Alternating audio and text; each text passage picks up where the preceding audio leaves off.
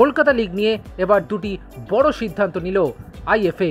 একদিকে আগামী শনিবার ইস্টবেঙ্গল বনাম মোহনবাগান বড় ম্যাচের আয়োজন, অন্যদিকে একের পর এক ম্যাচে ম্যাচ ফিক্সিংয়ের অভিযোগ।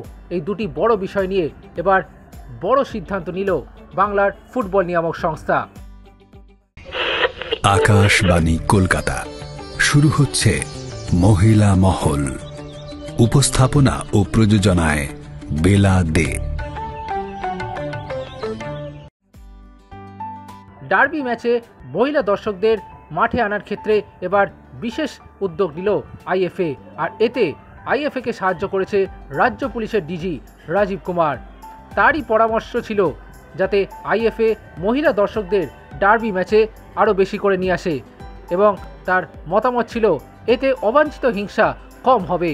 এবং রাজীব কুমারের এই পরামর্শ মাথায় রেখে আইএফএ মহিলা দর্শকদের মাঠে আসার জন্য উৎসাহিত করতে আগামী শনিবার কল্যাণী স্টেডিয়ামে হতে চলা বড় ম্যাচে মহিলা দর্শকদের জন্য 150 টাকা মূল্যের টিকিটে ছাড় দিয়ে 100 টাকা করেছে। ফলে 50 টাকা ছাড় দেওয়া হয়েছে মহিলা দর্শকদের জন্য, এবং এর ফলে আইএফএ আশা করছে মহিলা দর্শকরা আরও বেশি সংখ্যায় মাঠে আসবেন এবং নিজেদের প্রিয় দলকে উৎসাহিত করবেন। অন্যদিকে ম্যাচ ফিক্সিং নিয়ে কড়া পদক্ষেপ নিয়েছে আইএফএ। বুধবার ডিসিপ্লিনারি কমিটির সভায় মেসার্স ক্লাবের ফুটবলার মুসলিম মোল্লা ও সান্নিক মুর্মু এবং সহকারী কোচ রাজীব দে সহ খিদিরপুর স্পোর্টিং ক্লাবের ফুটবলার অভিক গুহর বিরুদ্ধে ম্যাচ ফিক্সিংয়ের অভিযোগ আসায় বিষয়টি তদন্তভার কলকাতা পুলিশের হাতে তুলে দেওয়ার সিদ্ধান্ত নিয়েছে আইএফএ। সংশ্লিষ্ট ফুটবলার ও সহকারী কোচকে সাময়িকভাবে সাসপেন্ড করা হয়েছে।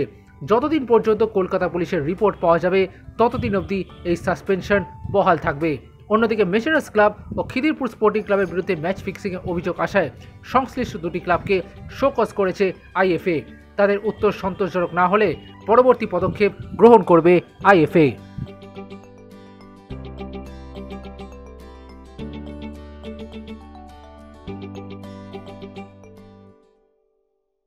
Extra time.